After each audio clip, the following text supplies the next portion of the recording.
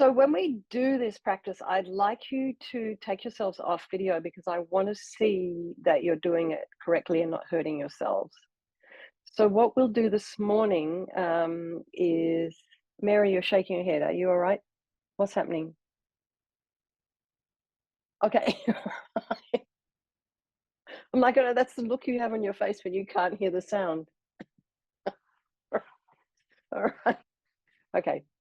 Um, we're going to warm up our shoulders a little bit. I have taped my wrists because this is what I do when I do yoga or if I do any resistance training, because I did so much computer work when I first got to America. I sort of got some carpal tunnel issues and my thumbs sort of collapsed. So all the bones around there are kind of fragile. So for those of you who have similar issues, too much time on the computer or have a weakness in the wrists or thumbs, I recommend that we're going to try and find a way so that you don't just dump yourself into your hands. Because, when we were 20, we could throw ourselves around like crazy. But this practice is like the equivalent to a sun salute in yoga. You're putting your weight on your hands, on your wrists and your shoulders. And, it's expected that one might do this a number of times in repetition. So we don't want to hurt ourselves doing that. And then, of course, you hurt yourself doing a practice like this and it's like, I can't do that anymore. And then, so you've lost the benefit. So I think if we can try and do it in a way that we don't hurt ourselves, and I can give you modifications for those people who really are not able to, for some reason or another, to do a full prostration. We can do short prostrations, or we can just sit here and go like this. So first of all, the first thing we would do in a practice like this is a preliminary practice. Preliminaries are considered quite important in the Tibetan Buddhist tradition in all of the different lineages. And, they say that do you remember Jetson Tenzin Palmo? Anyone read Cave in the Snow? She was 12 years up there on the border of Tibet and India. And she started her preliminaries, which included prostrations, in a monastery. And then she felt she hadn't done them properly. So she redid them all. So that's why it took her 12 years to do. But so part of the preliminaries is this 35 Buddha practice. And it's supposed to kind of soften the mind, soften the heart, purify any negativities in much the same way that the Vajrasattva practice does, in order to make us kind of ripe and ready to be able to do the higher, more esoteric practices. So it's very common in the Kagyu tradition for, monks and nuns to do a 3-year retreat. And they'll do a 12-year retreat. And a lot of Westerners do that as well. And so I think one of the things that they do is they have to do all these preliminaries. They do refuge, they do mandala offerings, they do prostrations, they'll make satsas. There's many things that people do, all different kinds of things to help purify and just make the mind ready. So if you can have a habit of doing this practice in the morning, even if you just go through it once, it doesn't take more than about 10 minutes if you do it quickly. And it's just a wonderful, wonderful thing to do.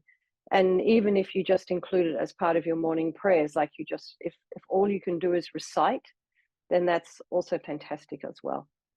But I realize everyone here has probably got very busy lives and you really need to sort of at some point decide. So Venerable Rene, who's just been at Thupten Noba Ling, said one time, all of his sadhanas and everything were taking so long, he would do alternate days of things. So there's that option as well. So it's just, the thing is to keep the practice in your mind stream, because it's so easy. Once you've stopped, a day goes by and a day goes by and a day goes by. And then before you know what, a week's gone by and then a year. And then, I didn't do that for a while. Anyway. Okay, I have two messages here. Let me just. Okay. They're just from me. So, One's the picture and one's the okay, all right. So Michael just shared the image of the 35 Buddhas, and I'll go through those in a minute. But one of the things I wanted to do first, we just motivate this practice for our development of our own spiritual path, and so that we can be a benefit to all sentient beings. One of the things I remember when I was learning about prostrations is that the bigger you are and the longer you are, they say the better, because you're covering more ground. And when you're doing the prostrations, as you hit the ground, apparently all the beings in the hell realms underneath you are getting some benefit from the practice. I don't know, sometimes these stories I'm not so sure about, but I kind of quite like the idea of that. Okay.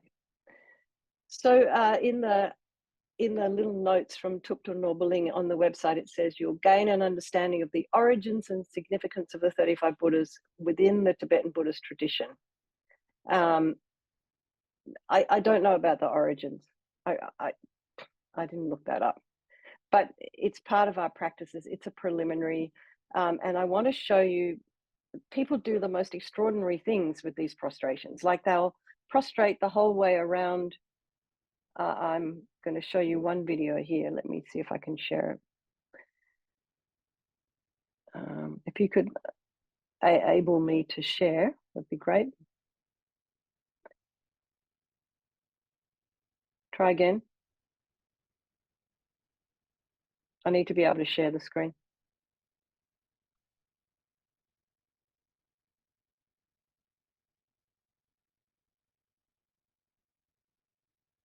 Okay. All right.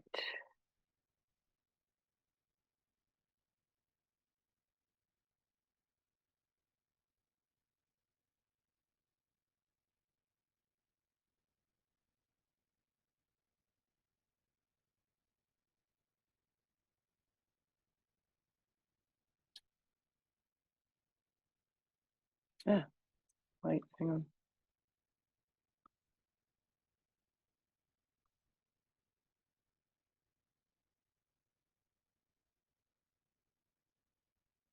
What are you seeing? Nope, you're not seeing that. Hang on one second.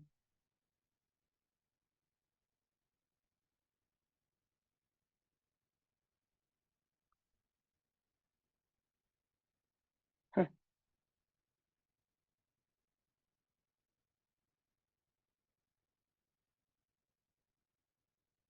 Okay, this is.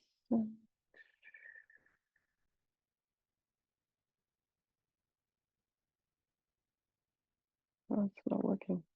Hang on one sec.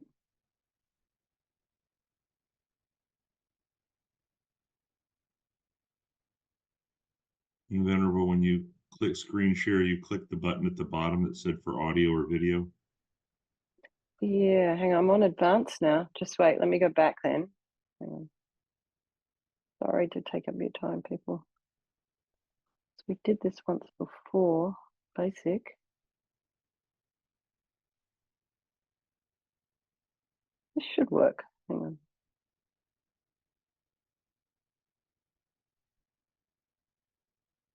on. Okay, are you seeing people prostrating? Can you hear it? We have video but no audio. Video but no audio. Okay.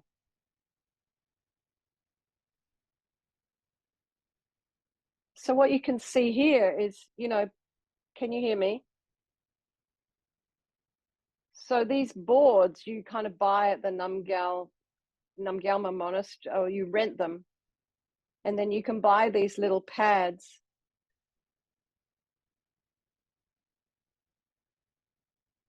So these people are doing their 35 Buddha retreat. So they'll be doing 100,000 prostrations.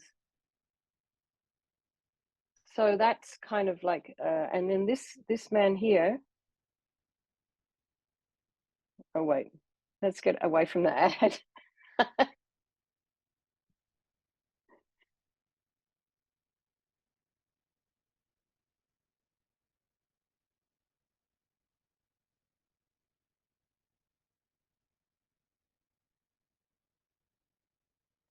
So this kind of gives you a good idea of, see, he's not pushing off from his hands when he gets to his knees.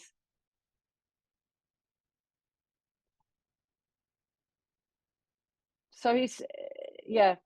So he's actually, and oh, I think this, anyway, that gives you some idea of, let me stop sharing. It gives you some idea of how people are using this practice. What's happening now? Oh, just wait a second. But for our purposes, we're doing this practice on an everyday basis. These people will get up at like 4 o'clock in the morning and go down to the stupa and they'll just do their morning practice down there, which is really quite beautiful, but we don't all have the benefit of that. But we can do this practice at home. So I'm wondering if anybody has any questions about the practice before we start. I'll just go through some of the benefits. No, Anna, hi. Hello, Venerable. Just a quick question. I've heard that, when you're coming back up from the prostration, and we saw the last Venerable sweep his hands back. Is that the sweeping away of negative karma? I've heard it before. I don't have Oh, it for no, myself. I haven't heard that. I mean, and it's also, in a way, you can do any visualization you like that helps. And if that's something that you've heard and it works for you, I would do that. Yeah, it's quite sweet. Yeah, that's quite sweet. Thank you. All right. I wanted to go through just a few of the benefits before we start, just so you get a little bit of inspiration. It's not the easiest thing. And then we're going to warm up our shoulders before we do anything, any exercise. So when you put your hands together to a statue, this is a prostration. This is a prostration. And so one of the things you can do with this prostration is you can imagine you're holding a little jewel in just kind of flat there on your thumbs, and you're holding it at your heart. And so in a way that becomes an offering as well. So you just have to imagine that. It's such a sweet thing. I love that. As soon as I heard that, I thought, wow, this is really cool. You can imagine you've got this diamond at your heart, and you're making an offering of that. So you're doing a prostration and an offering at the same time, which I think covers quite a few. We want to get as much done as we can in the one movement. Okay, so that is a prostration. So if you make a prostration, put your palms together to a statue of the Buddha, a picture of the Buddha, or whenever you see a holy object, you immediately get these 10 benefits. This is according to Rinpoche. You receive rebirth in a king's family. And so, I mean, we're talking about a wealthy family. So what's the benefit of that? Well, if you're a Dharma practitioner, it means you can be generous. You can practice generosity, and you'll have influence. So you might have influence to be able to do good in the world, to change governmental policies around, say, for example, carbon emissions, or the way people dispose of their garbage, things like this. And then also, if you can cause many beings to meet the Dharma, like all these people that organize His Holiness's teachings. So not everybody that comes to His Holiness's teachings is necessarily interested in Buddhism, but they've heard about His Holiness and they want to come and listen. And before you know what, there's 10,000 people at a public talk, or 3,000. So this is the kind of things that you can do with money. I mean, you can help people who don't have homes or housing. You will achieve the extensive form. That means you will have a perfect body, complete with sense faculties. And if you have a good, healthy body, that means you have energy and focus and ability to practice Dharma. And the people surrounding you, people in your office or your family. Here in this text, it says your maids or your servants. Well, I mean, not everybody has maids and servants, but anyway, in India it was common. Their minds will be harmonized to yours. So while you're doing all these kind of practices, it kind of calms down the energy in the household. So if there's kind of this kind of really basic non-spiritual practice, that there's a kind of influence on the way the energy is in the house. Too much television, loud music, alcohol, smoking, all this kind of stuff. But then the minute you start to do a practice, you know that even if you go to your local Dharma center, or you go to your local yoga studio, if they're doing kind of more subtle practices, you'll find that there's a kind of a calm in those environments. And you'll notice when you walk into a place where people have been doing retreat, or a place where people have been doing a practice, there's an energy in the air that you can sense. So that by doing these practices, you can affect change. You don't even have to say anything. You don't have to preach to the choir. You can just do your practices. And by you doing your own practices, you're going to change everybody around you.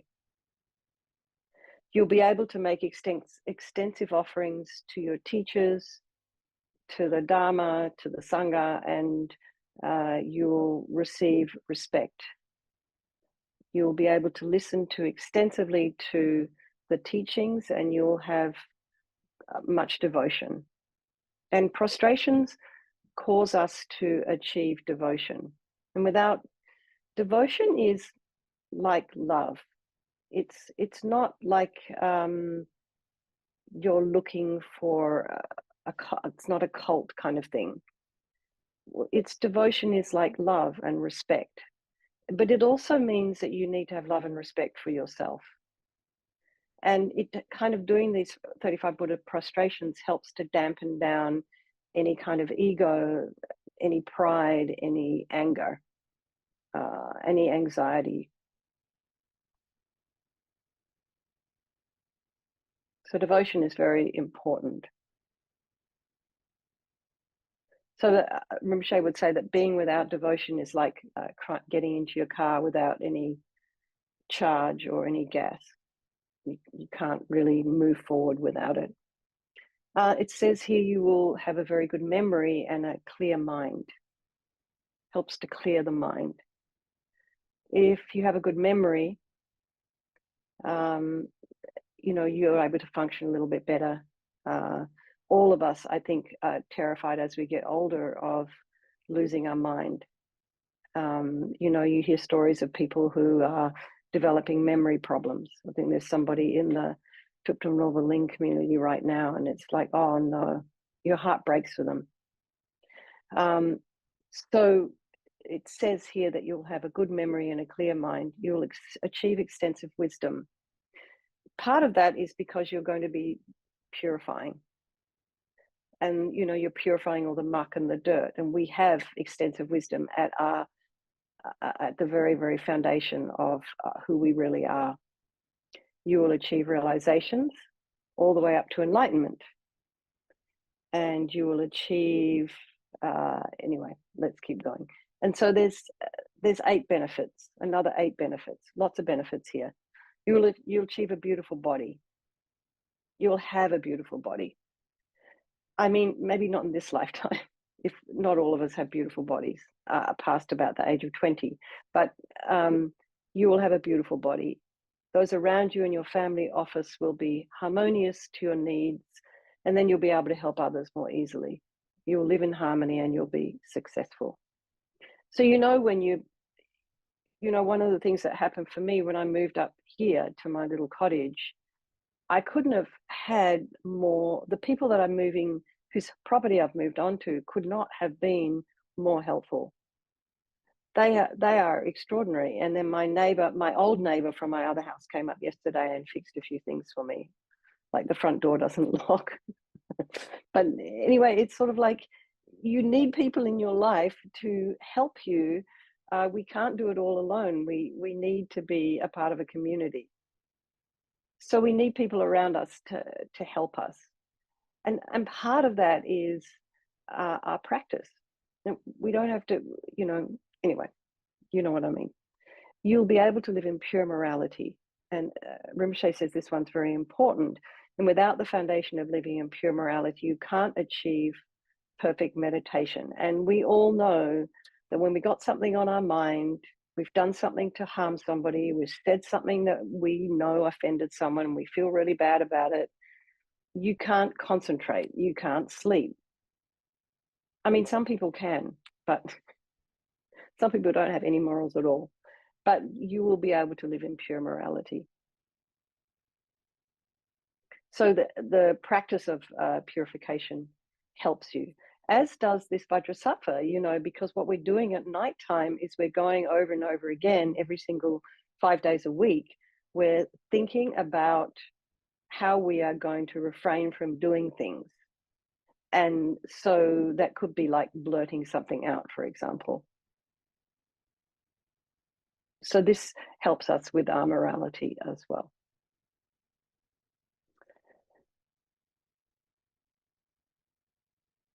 I mean, they say if you're not living in pure morality, it's very difficult to attain any kind of level of meditation.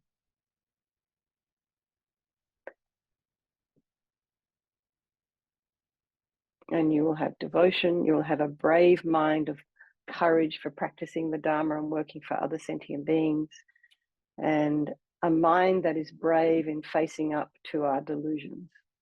And I think all of you here most of you are coming along to the Vajrasattva, and you are doing that. It's enormously courageous practice, this Vajrasattva, because you're confronted with your mind. It says you will be reborn as a deva or a human, you will achieve the exalted path, and you will achieve enlightenment. And Rinpoche says all of this comes from just putting your hands together, just putting your palms together. So forget about doing long prostrations. I mean, okay. So that's for our benefits. So before we start the practice, Rinpoche would say, the purpose of my life is to free numberless sentient, numberless hell beings, hungry ghosts, suras, asuras, human beings, and intermediate state beings, all suffering sentient beings in the 6 realms. Every one of these beings is a source of all my past, present, and future happiness, and all my realizations up to enlightenment. Each hell being, each hungry ghost, every single animal, every single human being, every single sura and asura, and all intermediate state beings are the source of all of my past, present, and future happiness. So therefore, I must free them from suffering. Therefore, I must achieve enlightenment. Therefore, I need to actualize the path. Therefore, I need to purify the defilements.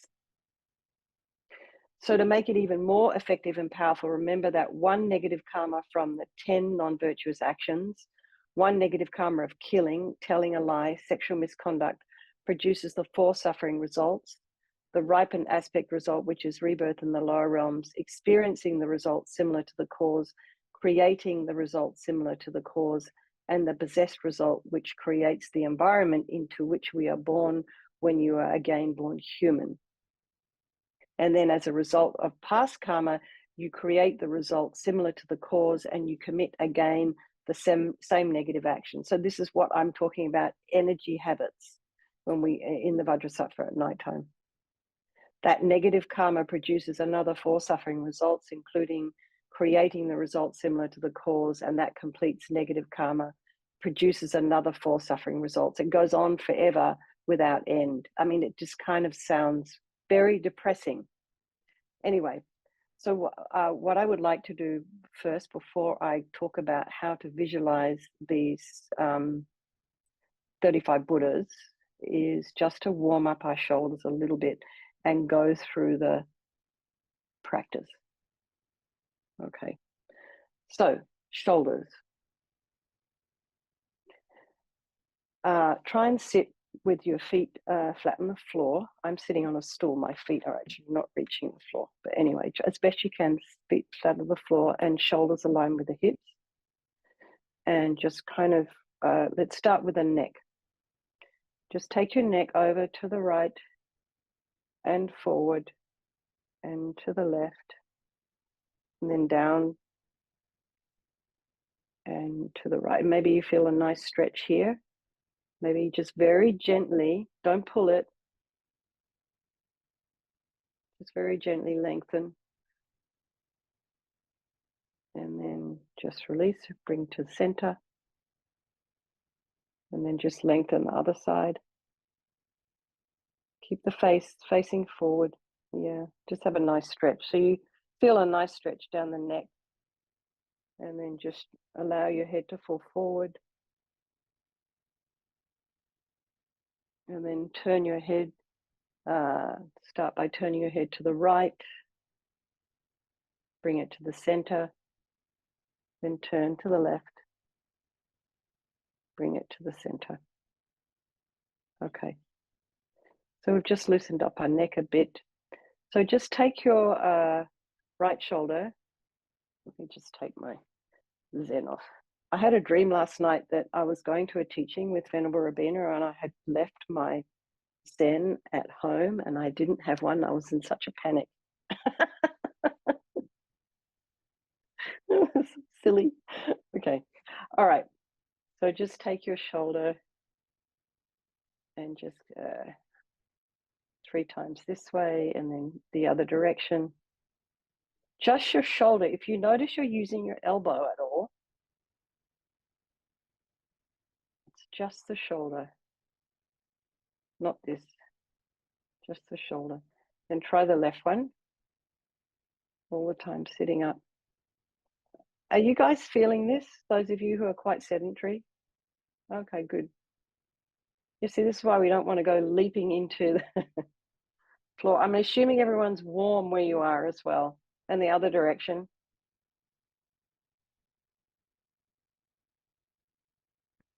Okay, so now take your hands, stand up a bit. Take your hands like this. Stay seated if you want. And then just, without twisting, just allow your elbow to come back. So you're just allow your elbow to go back. As if someone's pulling you.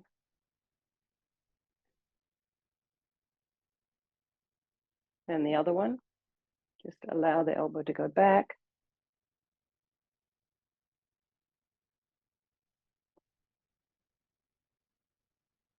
And just very gently, we're not lifting weights here. Just keep it quiet. Okay, now stay seated because we want your hips to remain forward, these little bones here. And then just allow that elbow to come back like this and then twist. So we'll start by going to the right, sorry. Just twist, take your head with you, come back to center, twist the other side, come back to center, allow the elbow to lead, come back to center, twist the other side, come back to center. Now what we're going to do, we're going to repeat that and keep the head facing forward. So allow your elbow to lead you, twist to the side, and the head stays forward. And try to keep the shoulder down. You might notice the shoulder's coming with you. You might notice you're doing this. So try and keep the shoulder down. Keep the head facing forward, twist. Okay, one more time. Other side, twist. To the center and pull back, twist to the center. Okay, then shake it out. So now what I'd like just to do is have a bit of a stretch. Just stretch your arms up. Oh, can't see me. Just clench your fists like this and just drop it. Just have a nice stretch again. So stretch up as much as you can. Yeah, like Anna's doing. You can just very gently take your wrist. So what am I doing now? I'm doing my left wrist with my right hand and pull up and stretch over. Now you just imagine you're sliding between 2 panes of glass. So try not to be like that. Keep yourself, there we go. And then stretch up and take the other one, just your wrist, right wrist and left hand, and just pull yourself over. Okay, all right. So a little bit warmed up. Now I want to go through the actual prostration. Who doesn't know what a prostration looks like, apart from who's never done one before? We've all done them. Yay. Okay. So now who is not able to do a full prostration for one reason or another? Okay, we've got a few people here. Right, I would like to offer you a modification. So my suggestion, I'm going to take you guys off gallery for a minute so I can see what you're looking at. So my suggestion is you go, wait, you start up here.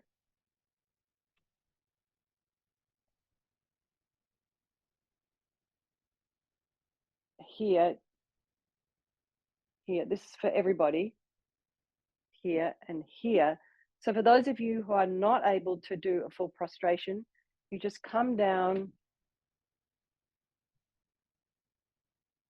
to your hands and knees. So are you able to do hands and knees? Everybody able to do hands and knees? And then you just touch your head to the floor, and as best you can without using your hands, or maybe that's a little bit difficult for people, but as best you can, just come back up again with the knees bent. So don't be trying to do a forward fold if you're not warmed up. So you can actually just go like this. Sorry, it's very difficult to see. And then you just come down like this, touch the head to the floor, and then come back up again as best you can. Now, is there anyone here that doesn't feel comfortable doing that? Or their body is just being very creative right now and won't allow them to do that? Can everyone do at least that? And if, you know, one of the things that one of my friends in Australia, he's actually a monk, a Gyuto monk. He got typhoid, and he said for months all he was able to do was this. So if all you can do in the morning, if you're sick, if you've got COVID, if you've got something going on, or you're really, really tired, and all you can do in the morning is the 35 Buddha prostrations with your hand at your heart, that's a prostration. So that's good enough, honestly. You know, you don't have to do all out 35 Buddhas like these people are doing up there in Bulgaria. You might notice there are some older folks there. And they're going, that's the other thing, they're going very, very slowly. So Rinpoche did suggest that you would do one prostration per Buddha name, which means you have to recite quite fast or you recite quite slow.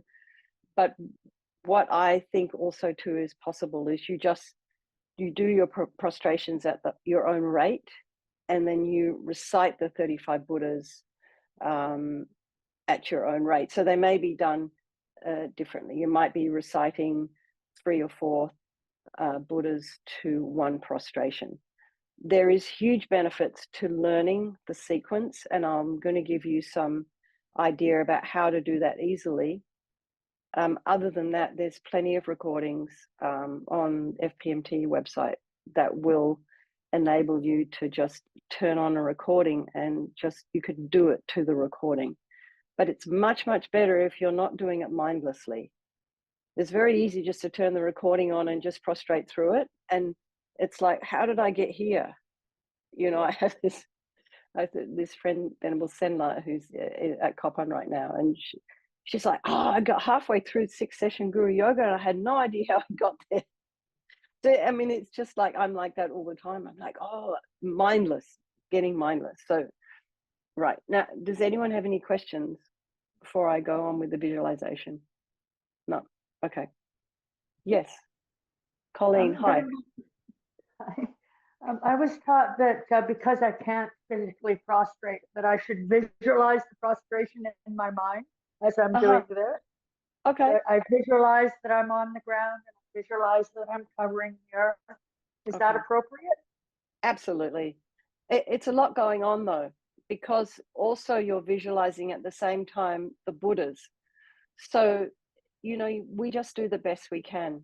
And I think definitely, yeah, do that. That's such a really good idea. Thank you. And as I said, one of the things that you can do when you're actually, for those of you who are actually lying flat on the ground, and then also those of you who are going down on your hands and knees, is to just imagine all the beings in the ground underneath you. And that is the ants, the termites, the worms, the countless microbes, that flies, wasps, whatever nests under the ground underneath you. There's so many animals that would be benefiting from your prostration. So it's almost like you're helping all of these beings who actually have no way of helping themselves. They have no way at all. They're just interested in staying alive and eating and whatever they do. And then, of course, there's this idea of the hell beings, the different hell realms underneath as well. And that was the suggestion. It actually makes the practice quite interesting, because after you've done about, I don't know, 1,000 of these, you start to get a bit bored. The mind starts to wander around. Anything you're doing with repetition, I found the same thing with the Vajrasattva practice. When I did the 3-month retreat, I prostrated through the mantra count because it took 13 minutes to do one mala of Vajrasattva. So I was like, oh God, I can't sit here for 13 minutes. So my mind was all over everywhere. So I decided to prostrate through that. I put my timer on and I just prostrated and I recited the mantra at the same speed. And that made it far more interesting for me, and then I could do all that other visualization as well. I tend to find that, if I have to sit still, it's not super easy for me. I'm not a sitting still person, which makes me very curious as to why I'm doing any kind of meditation leading at all. But anyway, and somehow I got sent on retreat as well. I go, am I really suitable? Anyway, it doesn't. So, okay, now before we go on, any more questions, anybody? No? Venerable Katy, could you talk more about devotion? Who's that? That's Christina. Christina, what do you want to know about devotion? Just, you mentioned earlier that it's very important. I think that was some guidance from maybe Lama Zopa. I'm just curious where we apply that and how we apply that. It's interesting for the Western mind, this idea of devotion. So think back to your kindergarten teacher. I just loved my kindergarten teacher, Mrs. Channel. Was it Mrs. Channel? Oh, no, Miss Channel, my first grade teacher. So she taught me to read and she taught me to add up. And my first day at school, I spent crying because my father had left me at the gate.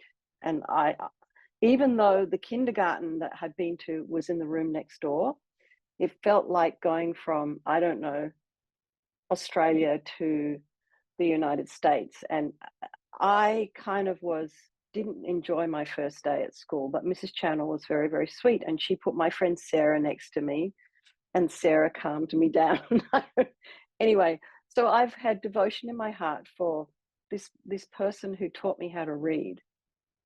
And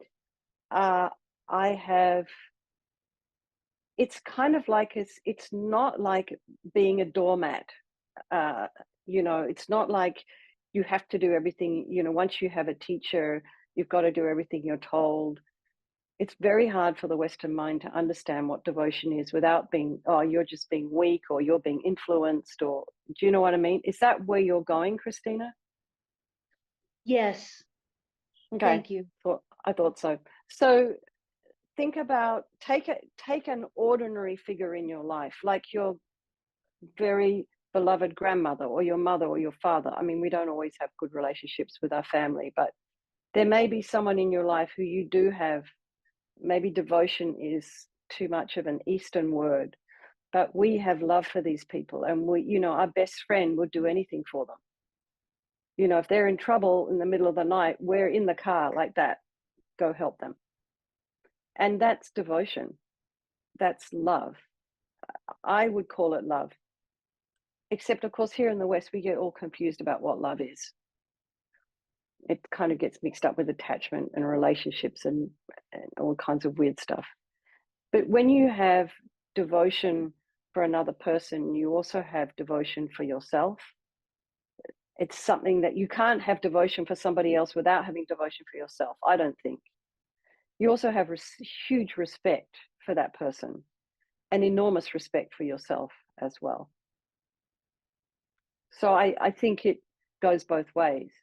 It's not just everything going out. It's something that once you start to develop it, it feeds you as well. So I hope that clarifies it a little bit. So if Christina, do you have? I mean, you don't have to say. But I was curious. Do you have a teacher? Yes, I do. I have different teachers, Uh-huh. but I don't know that I have a main teacher as yet. Okay. And I mean, some people have many teachers. I think Lama Zopa Rinpoche had, of course, His Holiness was Lama Zopa Rinpoche's teacher, but Rinpoche had many teachers. But the thing that was interesting about Rinpoche is he had devotion for everyone. You know, when you spent time around Rinpoche, you realized he was devoted even to that goat that he saw in the street, and he would buy it and take it back to Copper and then give it to them and go, here's another goat. And they're like, oh no, not another goat to look after. But you know, and it was like, I was like, I want to do that. I want to buy a goat for $100 and save its life. And they're like, no, you're not allowed. No one's allowed to buy goats except Rinpoche. But my sense is that stems from there. You have devotion to your children. Most people have devotion to their children. So it's a heart thing. And then I think what happens is you sort of find a person who is maybe your spiritual guide, your trusted mentor, and that person kind of speaks to you a little bit more than others. You know, that there might be some word that they say, or the way they say something, or it's sort of kind of floats around in your mind, these ideas. And they may be saying the same thing as Lama Zopa Rinpoche, Lama Yeshe, Sonsai Khyentse Rinpoche, Mingyur Rinpoche. They all say pretty much the same thing, His Holiness, but one of them will speak to you a little bit more than another. You have some karmic connection with that person, and you might have some devotion for them. But as you grow, as your practice expands, as you expand as a practitioner, you will be able to hold more devotion in your heart for more people. And I think that's probably how it goes, which is why Rinpoche has so many teachers and have devotion for them. But like I said, Rinpoche expressed devotion for even the tiniest ant, respect for its life as well. And also Rinpoche would have devotion he would say you would have to have devotion for the people that annoy you. And they would be the people that you need to put their picture on your altar and prostrate to them and regard them as your teacher, because they're the ones that are showing you your mind. Your best friend doesn't really show you your mind because they love you. But the one that makes you angry or irritates you, that person's showing you your mind. Because without that person, you wouldn't know that there was that anger there. And that anger wouldn't arise if it wasn't there at all. So I remember there was one time there was an issue with a particular reincarnation. And another reincarnation had also appeared. And Rinpoche said to one of the people involved with the first reincarnation, you need to put a picture of this other reincarnation on your altar and prostrate every single day to that particular reincarnation, that child.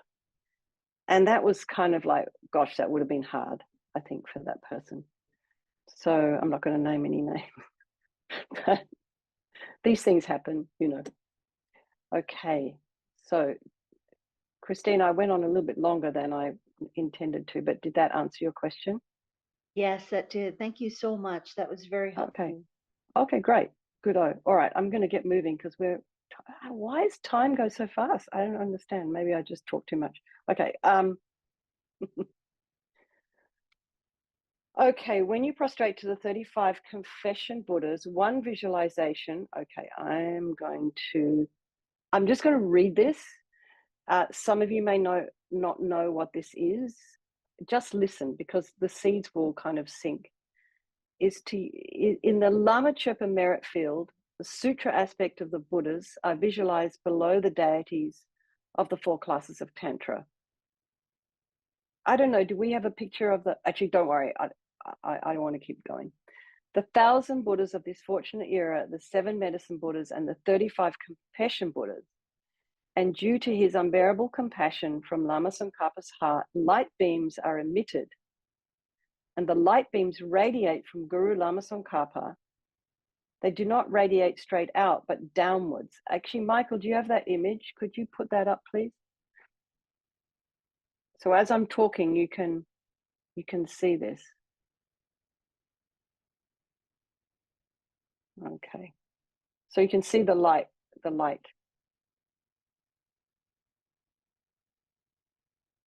Oh, no, the other one. Michael, the other one, the first one you had. With the light coming.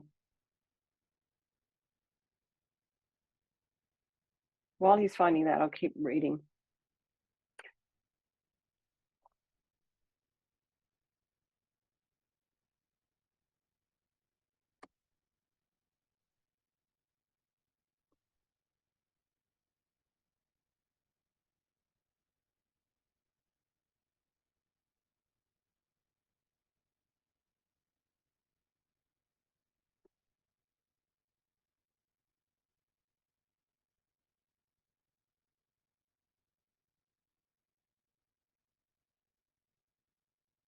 On top of each beam is a throne decorated with pearls and supported by an elephant. So I'm not expecting you to memorize all of that.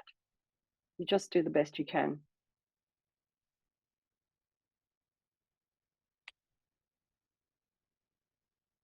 Among the animals, the elephant is the most powerful. Therefore, visualizing the elephant helps make the practice of purification powerful. The elephants lifting up the thrones are white and decorated with pearls. Pearls are white, and according to Lama's advice, due to dependent arising, purification is more powerful if white is visualized here. Here, Guru Shakyamuni Buddha is at the heart of Lama Tsongkhapa, so you do not have to visualize Guru Shakyamuni Buddha again. Shakyamuni, the first of the 35 confession Buddhas, is already there. Then there is the first row of 6 Buddhas. Okay, Michael, what happened?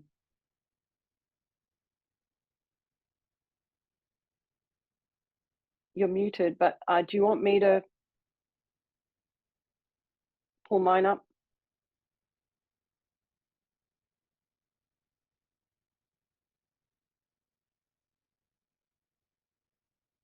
I've got it. 1 minute. Okay.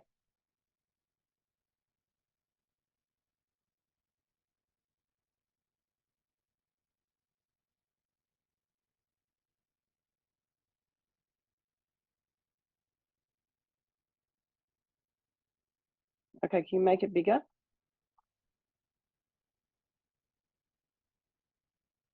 Scroll down.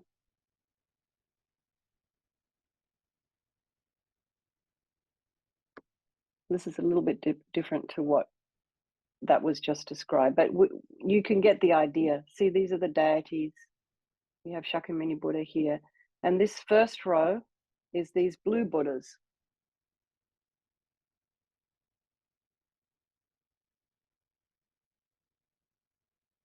This first row is of 6 Buddhas, and then 4 rows of 7. So start with this first row. Stop there, yeah. Okay. So this is one of the ways to visualize. Okay. This is the representing the 5 dhyana families, the 5 Buddha families.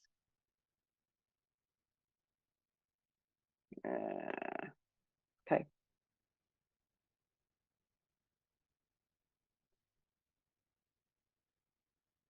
So this is the Ikshobhya family, and they're all blue with blue faces, apart from this one here. This is like King Lord of the Nagas, whose face and neck are white. The rest of his body is blue. The next 7 are in the aspect of Vairocana. They're white in color.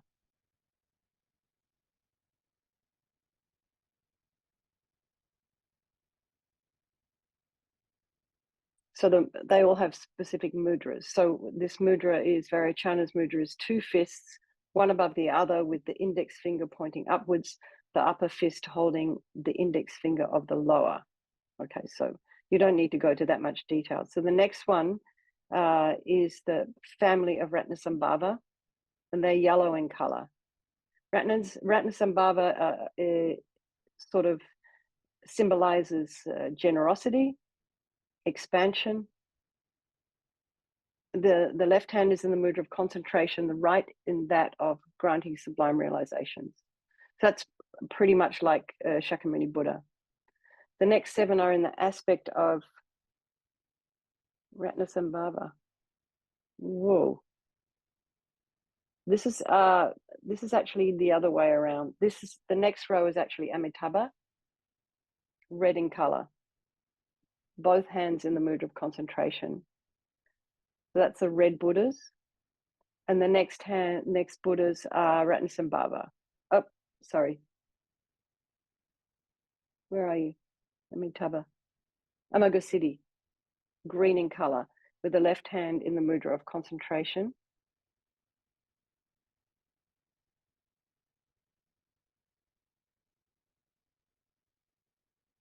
Okay.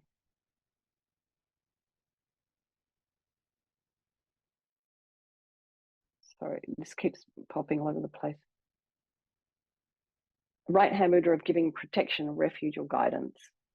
And visualizing the 35 Buddhas in this way is the simplest method. And I found it the easiest method to do because, as you'll see when we go through the practice.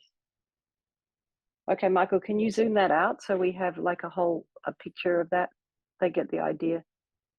So you see the first row here is 6 Buddhas.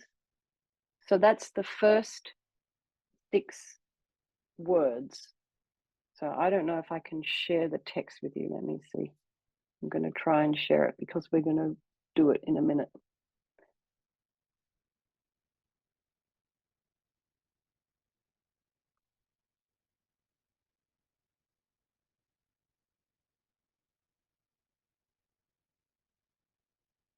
Okay.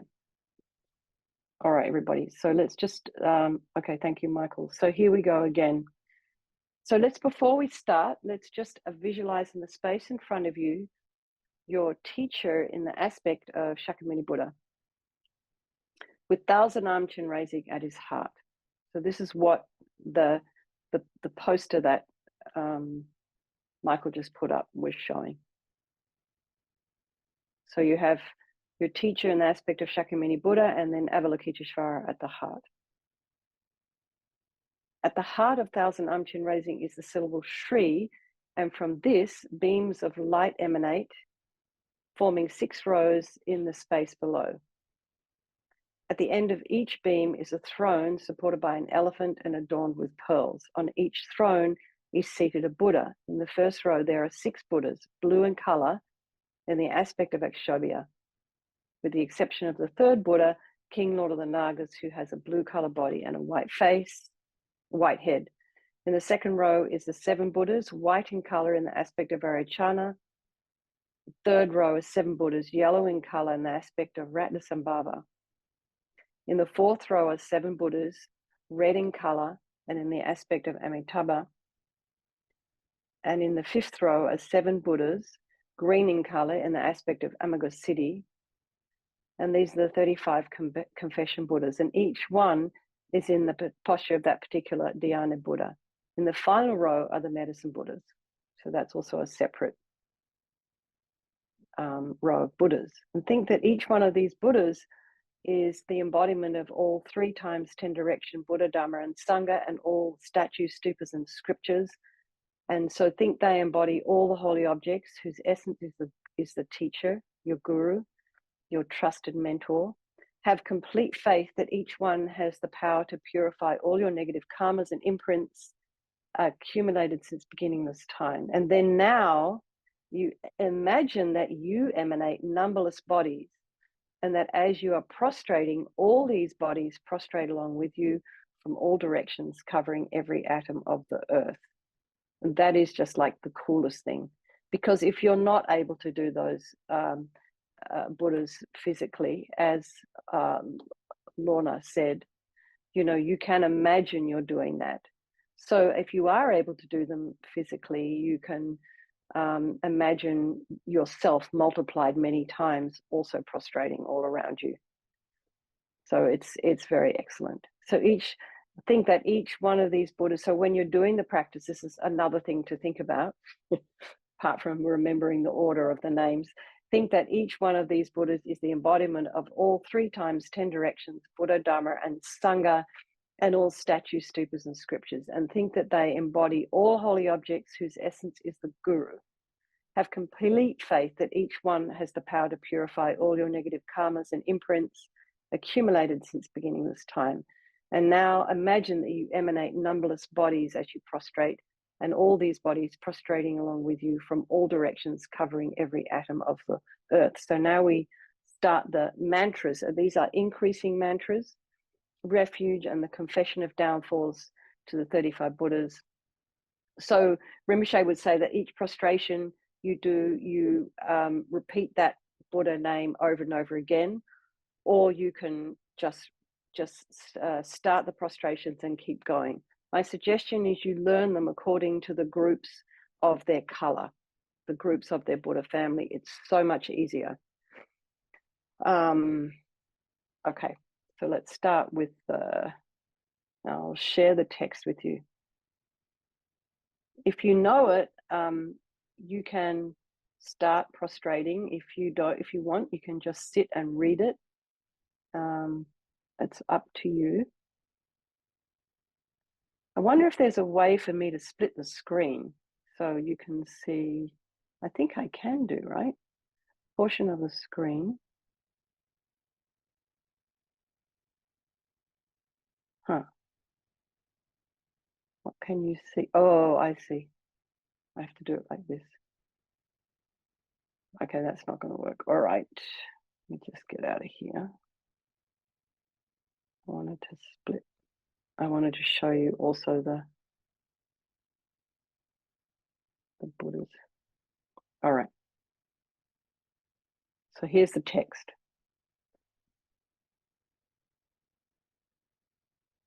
So you start. Okay. Om Namo Manjushriye, Namo Sushriye, Namo Uttimashriye, Soham. Om Namo Manjushriye, Namo Sushriye, Namo Uttimashriye, Soham. Om Namo Manjushriye, Namo Sushriye, Namo Uttimashriye, Soham. Chom dende de jinjek padra, chom bayang dakpa zerpe sange, rinching gyaltan la chagse lo. So what you can do if you like is I'll just chant it. You guys can prostrate, or you can sit and chant as well. It's up to you. Chom dende de jinjek padra, chom bayang dakpa zerpe sange, Rinchen Gyaltan La Chagse Lo Chom Dende Dejin Shek Padra Chom Payang Dagpa Zerpe Sange Rinchen Gyaltan La Chagse Lo Chom Dende Dejin Shek Padra Chom Payang Dagpa Zerpe Sange Rinchen Gyaltan La Chagse Lo Chom Dende Dejin Shek Padra Chom Payang Dagpa Zerpe Sange Rinchen Galtan La Chagse Lo Chom Dende Dejin She Padra Chomba Yang Dagpa Zerpe Sanke Rinchen Galtan La Chagse Lo Chom Dende Dejin She Padra Chomba Yang Dagpa Zerpe Sanke Rinchen Galtan La Chagse Lo Chom Dende Dejin She Padra Chomba Yang Dagpa Zerpe Sanke Rinchen Galtan La Chagse Lo Chom Dende Dejin Shek Padra Chom Payang Dagpa Zerpe Sange Rinching Gyaltsen La Chag Selo. Om Namo Bhagavate Ratnaketa Rajaya Tathagata Arate Samyak Sambuddhaya Taya Tao Om Ratne Ratne Maharatne Ratna Bijiye Soha. Om Namo Bhagavate Ratnaketa Rajaya Tathagata Arate Samyak Sambuddhaya Taya Tao Om Ratne Ratne Maharatne Ratna Bijiye Soha. Om Namo Bhagavate Ranaketa Rajaya Tathagata Arate Samyak Sambuddhaya Taya Tao Om Ratne Ratne Maharatne Ratna Bijiye Soha. Om Namo Bhagavate Ranaketa Rajaya Tathagata Arate Samyak Sambuddhaya Taya Tao Om Ratne Ratne Maharatne Ratna Bijiye Soha. Om Namo Bhagavate Ranaketa Rajaya Tathagata Arate Samyak Sambuddhaya Taya Tao Om Ratne Ratne Maharatne Ratna Bijiye Soha. Om Namo Bhagavate Ranaketa Rajaya Tathagata Arate Samyak Sambuddhaya Taya Tao Om Ratne Ratne Maharatne Ratna Bijiye Soha. Om Namo Bhagavate Ratnaketa Rajaya Tathagata Arate Samyak Sambuddhaya Taya Tao Om Ratne Ratne Maharatne Ratna Bijiye Soha. Then we say homage to the confession of the Bodhisattva's downfalls. And you can say your refuge name or your ordinary name throughout all times. Take refuge in the Guru. I take refuge in the Buddha. I take refuge in the Dharma. I take refuge in the Sangha. Homage to the confession of the Bodhisattva's downfalls. I, throughout all times, take refuge in the Guru. I take refuge in the Buddha.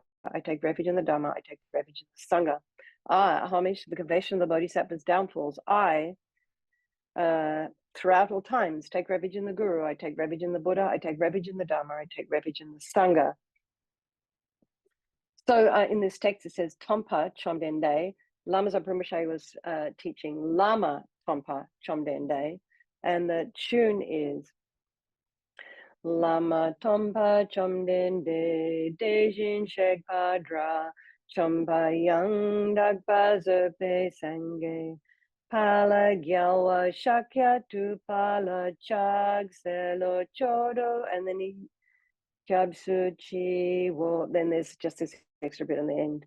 Lama Tompa Chomdende Dejin Shek Padra Chompa Yang Dagpa Zerpe Sange Pala Gyalwa Shakya Tu Pala Chak Selo Chodo Kyapsuchi Wo Jingi Lab Tu Sol. Lama Tompa Chomdende Dejin Shek Padra Chompa Yang Dagpa Zerpe Sange Pala Gyalwa Shakya Tu Pala Chak Selo Chodo Kyapsu Chio Jingi Lab Tu Sol. So here now we've prostrated to the Shakyamuni Buddha. So now we start with the first of the blue Buddhas. To the Tathagata, thoroughly destroying the Vajra essence, I prostrate. So how we would do it is to the Tathagata, thoroughly destroying the Vajra essence, to the Tathagata, thoroughly destroying the Vajra essence, to the Tathagata, thoroughly destroying the Vajra essence, I prostrate. So you can do three, recite 3 times for each Buddha. So the other way to do it is to recite each Buddha once and then do the whole practice again 3 times. What I found when I was in Bodh Gaya doing my prostration retreat, this was actually an easier way to do it. And then to Tathagata Radiant Jewel, that's the next one. To Tathagata Radiant Jewel, to Tathagata Radiant Jewel, I prostrate. To Tathagata King Lord of the Nagas, to Tathagata King Lord of the Nagas, to Tathagata King Lord of the Nagas, I prostrate. So this is the one with the white face. To Tathagata Army of Heroes, to Tathagata Army of Heroes, to Tathagata Army of Heroes, I prostrate. To Tathagata Delighted Hero, to Tathagata Delighted Hero, to Tathagata Delighted Hero, I prostrate. To Tathagata Jewel Fire, to Tathagata Jewel Fire, to Tathagata Jewel Fire, I prostrate. So that's the 6 blue Buddhas from the Akshobhya family. So that's a nice little kind of package there, and it makes it much more doable when you do it this way. Then the Tathagata jewel moonlight. So this is this first of the Vairocana, the 7 white Buddhas. Tathagata jewel moonlight. Tathagata jewel moonlight, I prostrate. Tathagata meaningful to see. Tathagata meaningful to see. Tathagata meaningful to see, I prostrate. Tathagata jewel moon. Tathagata jewel moon. Tathagata jewel moon, I prostrate. Tathagata stainless one. Tathagata stainless one. Tathagata stainless one, I prostrate. Tathagata bestowed with courage. Tathagata bestowed with courage. Tathagata bestowed with courage, I prostrate. Tathagata pure one. Tathagata pure one. Tathagata pure one, I prostrate. Tathagata bestowed with purity. Tathagata bestowed with purity. Tathagata bestowed with purity, I prostrate. So this is the white Buddhas, the Vairocana. The next is the yellow Buddhas, the Ratnasambhava. Tathagata water god. Tathagata water god. Tathagata water god, I prostrate. Tathagata deity of the water god. Tathagata deity of the water god. Tathagata deity of the water god, I prostrate. Tathagata glorious goodness. Tathagata glorious goodness. Tathagata glorious goodness, I prostrate. Tathagata glorious sandalwood. Tathagata glorious sandalwood. Tathagata glorious sandalwood, I prostrate. Tathagata infinite splendor. Tathagata infinite splendor. Tathagata infinite splendor, I prostrate. Tathagata glorious light. Tathagata glorious light. Tathagata glorious light, I prostrate. Tathagata sorrowless glory. Tathagata sorrowless glory. Tathagata sorrowless glory, I prostrate. Now we come to Amitabha, the red Buddhas. Tathagata son of non-craving. Tathagata son of non-craving. Tathagata son of non-craving, I prostrate. Tathagata glorious flower. Tathagata glorious flower. Tathagata glorious flower, I prostrate. Tathagata pure light rays, clearly knowing by play. Tathagata pure light rays, clearly knowing by play. Tathagata pure light rays, clearly knowing by play, I prostrate. Tathagata lotus light rays, clearly knowing by play. Tathagata lotus light rays, clearly knowing by play. Tathagata lotus light rays, clearly knowing by play, I prostrate. Tathagata glorious wealth. Tathagata glorious wealth. Tathagata glorious wealth, I prostrate. Tathagata glorious mindfulness. Tathagata glorious mindfulness. Tathagata glorious mindfulness, I prostrate. Tathagata glorious name widely renowned. Tathagata glorious name widely renowned. Tathagata glorious name widely renowned, I prostrate. So now we have Amagosiddhi, the green Buddhas. Tathagata king holding the victory banner of foremost power, I prostrate. Sorry, Tathagata king holding the victory banner of foremost power. Tathagata king holding the victory banner of foremost power, I prostrate. Tathagata glorious one totally subduing. Tathagata glorious one totally subduing. Tathagata glorious one totally subduing, I prostrate. Tathagata utterly victorious in battle. Tathagata utterly victorious in battle. Tathagata utterly victorious in battle, I prostrate. Tathagata glorious transcendence through subduing. Tathagata glorious transcendence through subduing. Tathagata glorious transcendence through subduing, I prostrate.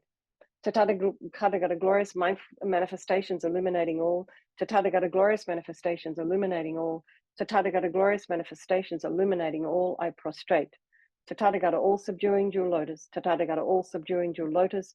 Tathagata all subduing jewel lotus, I prostrate. So this last one, King Lord of the Mountains, is supposed to be this one, but each particular Buddha purifies a different aspect. And this particular one apparently purifies any wrongdoing that or any upset you've caused any of your teachers. To the Tathagata Arhat, perfectly completed Buddha, King of the Lord of Mountains, firmly seated on jewel and lotus, I prostrate. To the Tathagata Arhat, perfectly completed Buddha, King of the Lord of Mountains, firmly seated on jewel and lotus, I prostrate. To the Tathagata Arhat, perfectly completed Buddha, King of the Lord of Mountains, firmly seated on jewel and lotus, I prostrate. And that's the 35 Buddhas. Now we have prostrations to the 7 medicine Buddhas. To the Bhagawan Tathagata Arhat, perfectly completed Buddha, renowned glorious King of excellent signs, I prostrate. And we can recite these ones once each.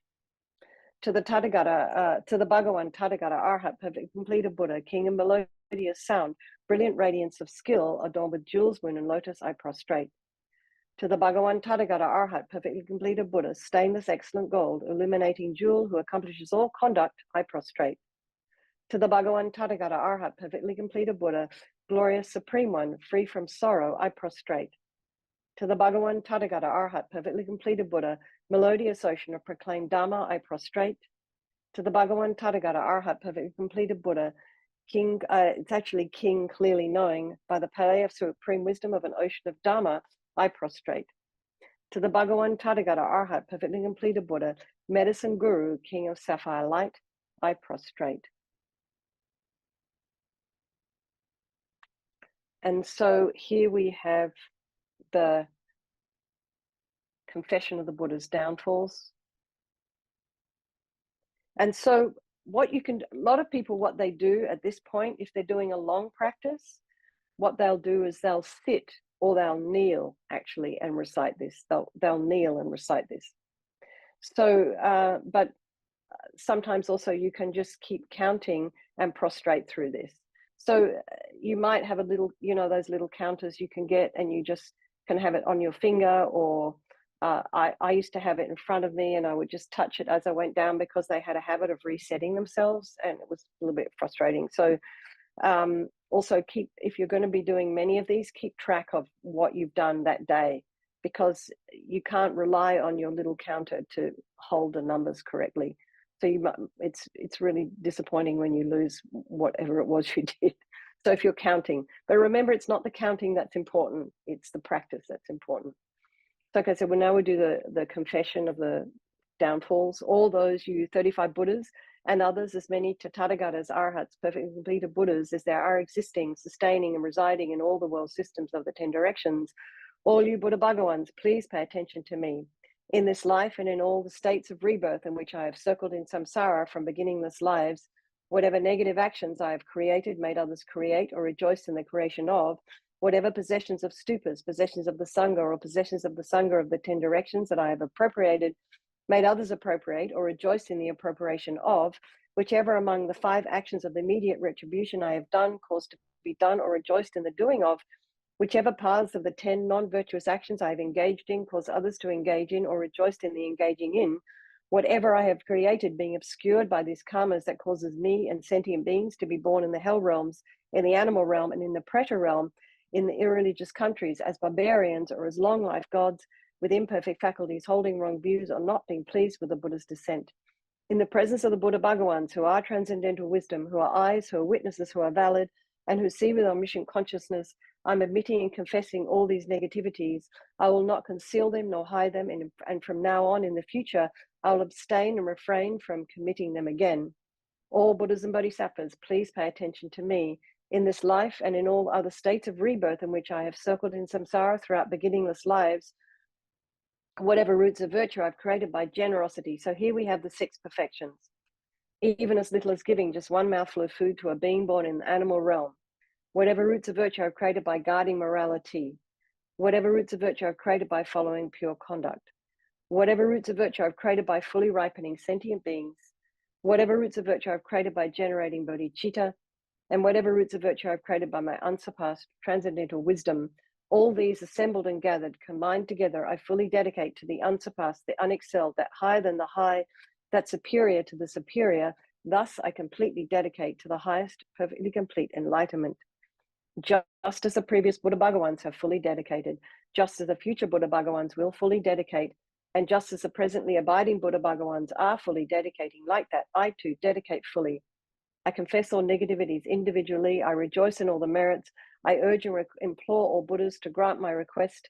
May I receive the highest, most sublime, transcendental wisdom.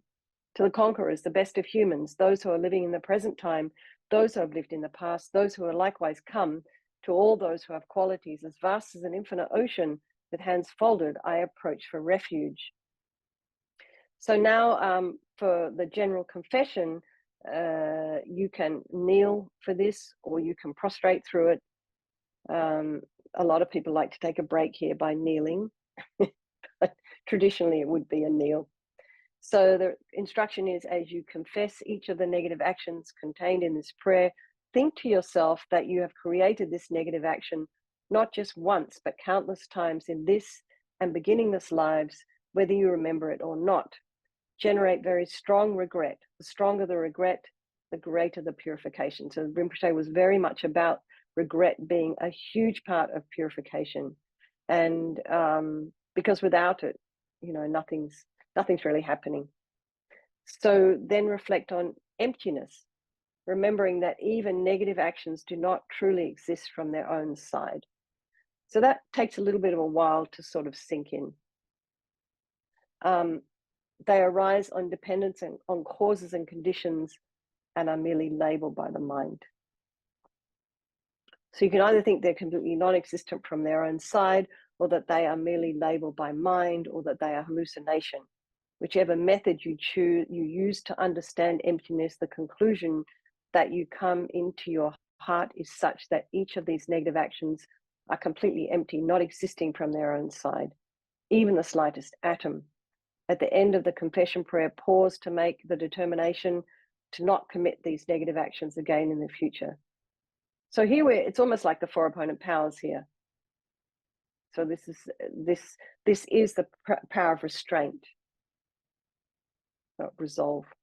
Make this promise realistic, even if you're promising simply not to do the negative action, even for just the next 5 minutes or seconds, to make sure that you do not tell a lie to the merit field.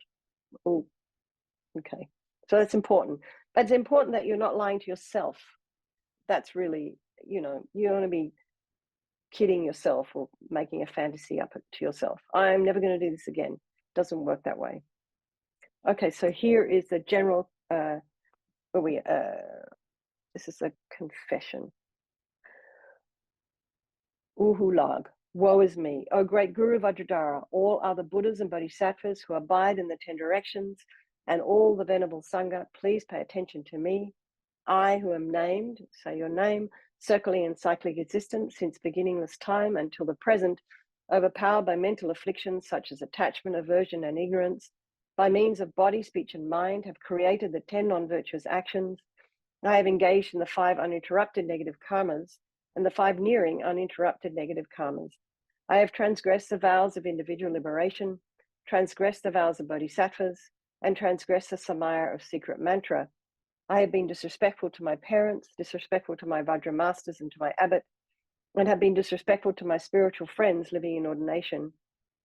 I have committed actions harmful to the 3 jewels, avoided the holy Dharma, criticized the Arya Sangha, harmed sentient beings, and so on. These and many other non-virtuous negative actions I have done, have caused others to do, have rejoiced in others doing, and so forth. In the presence of the great Guru Vajradhara, all the Buddhas and Bodhisattvas who abide in the 10 directions and the Venerable Sangha, I admit this entire collection of faults and transgressions that are obstacles to my own higher rebirth and liberation, and are causes of cyclic existence and miserable lower rebirths. I will not conceal them, and I accept them as negative. I promise to refrain from doing these actions again in the future. By confessing and acknowledging them, I'll attain and abide in happiness, while by not confessing and acknowledging them, true happiness will not come. And then think that the force of reciting these names of the 35 Buddhas of the Confession and the Medicine Buddhas, through the power of their pure prayers and vows, through the power of generating regret and the other opponent forces, and through the power of having made these prostrations, nectars and light rays descend from the holy bodies of the Buddhas, completely purifying all negative karmas, defilements, and imprints collected on your mental continuum since beginningless time. Generate strong faith that your mind has become completely pure. And then here we reflect on emptiness at whatever level you understand emptiness. So in emptiness, there is no I, the creator of negative actions. There is no creation of negative actions. In emptiness, there are no negative actions created. And even though there are infinite phenomena in emptiness, nothing exists at all. There is no this and no that, no me, no you, nothing. In emptiness, everything is one taste. I think the use of the word nothing here is not quite correct, because it's not nothing, it's something. It's causes and conditions. From this emptiness, everything comes into existence. Whatever exists is the manifestation of emptiness. So anyway, so now we dedicate. Due to the 3 times, and also Rinpoche loves these kinds of dedications. So the 3 times merits accumulated by myself, all the Buddhas and Bodhisattvas and all sentient beings which are completely empty of existing from their own side. May the I, which is completely empty of existing from its own side, quickly achieve the state of full enlightenment, which is completely empty of existing from its own side, in order to lead all sentient beings who are completely empty of existing from their own side to that state by myself alone, who is completely empty of existing from its own side.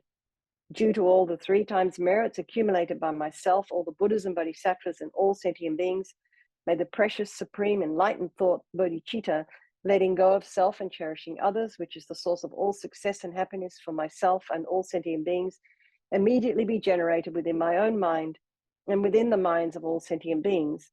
May that which has already been generated never decline, but increase more and more. So I just wanted to check in with everyone. We've got a few minutes left before I do the final prayers. Does anyone have any questions? I'm having some problems here. Oh.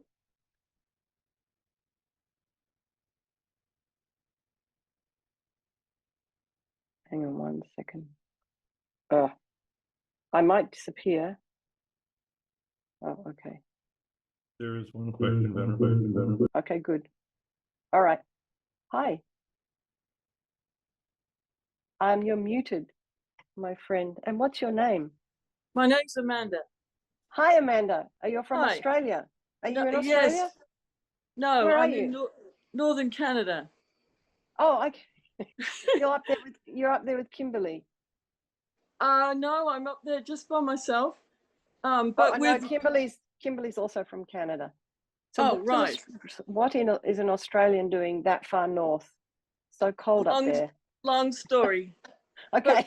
I was just going to make a comment actually, and the comment was, you asked a question at the beginning about devotion, and I just thought that, yeah, it was a good question, and I was just thinking that with all the complexities of a new practice like this, I can see the significance of devotion, because you can have your mind locked onto all the different bits and the counting and the colors and everything.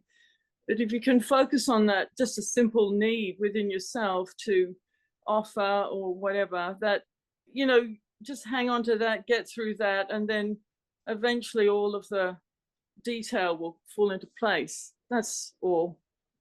Thank you for that. Yeah, it's true. Yeah. There came a time where I realized I couldn't be tethered.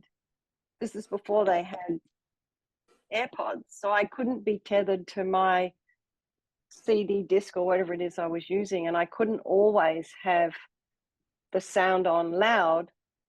So I realized at some point when I got to Bulgaria and I was doing the prostrations there, I realized I really needed to learn them. And then it took me a while to realize that those different Buddhas were actually in the text. Like each, it just took me a while for it all to sort of sink in. And I was like, oh, that's where they start. That's where that Buddha starts and that Buddha ends. And that's where this family starts. And so then I decided to learn them in groups according to their color. And that just made so much more sense to me. I haven't kind of, I haven't learned the mudras exactly. That's just another level. You can go to whatever level of detail you want. But I found that learning the colors was extremely helpful in terms of actually learning the names. But I was, like you're suggesting, I was actually starting doing the practice because I was told to, and I had, I did it with devotion in my heart. I started that way, yeah. So, but anyway, you have to understand, just even if you do the practice with no thought in your mind whatsoever about anything, doing it distracted is not really helpful, but even if you just do it, it's better than not doing it at all. Do you know what I mean? And then after a while, you'll want to start adding things because you might feel a little bit bored. Be like, oh, how else can I make this practice more interesting? You're doing the same thing over and over again, So, yeah. Did that? Yeah, that's great. Thank you. Okay. Anybody else have anything they want to say or share, or any difficulties or complications? Nothing? I have a person.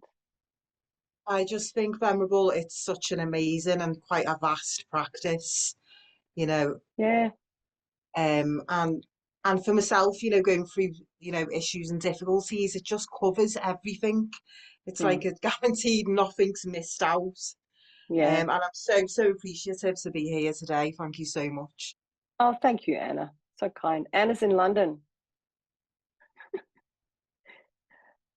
Okay, anybody else have anything they want to say or any questions? And maybe if you can't do it every day due to time, maybe put your mind to it at least once a week. Because one of the things that you'll find is if you want to do a retreat like Vajrasattva, or if you want to teach eventually, one of the questions that they're going to ask you is, what preliminaries have you done? And this is one of them. So if you do have any aspirations to teach, or you have aspiration to do highest yoga tantric retreat, these are things that is really helpful to work on, So, well, yeah, I mean, Anna, that would be wonderful, but we have to ask Venerable Dundrup if we can put it in the calendar. So if we do it through 2NL. So why don't you guys put in a request? I think we already did once before. And Jay, who isn't here, yeah, everyone just go request. If you want it, just request it. That's really the only way it happens. So force of numbers. And then if there's anything you want to focus on in particular, we can do that as well. Yeah, like that. Okay. All right. I want to just, yes. Hi. Hi, Sheila. Hi, how are you? Hi. I'm in Canada too, in Northern Alberta. Hey, we have 3 Canadians here today. Wow. Okay, cool. Yeah, anyway, I Yeah. did put a direct question message to you, but I don't know if you get the direct messages. I haven't seen it. Just wait a second. Oh. But I didn't want to. Oh, a prostration board. Yeah. But yeah. Oh, you usually kneel on your right knee. Oh, okay. Yeah. I don't know why. You know what I would do is I would just put a message out and put out on just type into Google prostration board and see what comes up. Okay. I mean, it really, They can be found online. The other thing that I found useful, I did the big square cushions. I put one of them down, and then I take another one and fold it in half and put it down, so that I go on that, because I don't feel like my body needs the elevation. It's just my knees, and with that little elevation, it gets my body into a good mechanics, so I can get up and down with my legs and not using my wrist. I think also too, 6 Canadians. Okay. I think it's also too very important to have sliders more than it is, because if your hands are getting stuck on the way down, you're going to damage your wrists. So if you're sliding, wonderful. See at no time, okay, Alexis, thank you. At no time you have your shoulders won't be over your wrists. You want to probably keep the weight of the top half of your body away from your wrists. And then if you are somebody who likes to work out or do yoga or whatever, try and engage your muscles. If you swim, so don't think about just dumping into your wrists as you're doing the prostration. It's really, really important to engage your core. And maybe we can work on a little bit core. Next week, we can work a little bit on how to engage the core as you're going down, because it really is important. If you're going to do 100,000 of these, you got to be careful, particularly as, many of us here are getting older, and we're not 20 anymore, except for maybe Sheila, who looks about 20, but yeah. I'll be 50. I'll be 55 in May. Okay, you're doing really well there. I want to know what filter you have on your camera. Anyway. No, oh, maybe I do have confessions. That'll be. Anyway, okay. I want to. We're almost done. We're past done. So let's just dedicate this morning's practice. Where is it gone? Hang on. I'm going to share this with you. you all. Hang on 1 second. It's just a very, very quick dedication prayer. All right.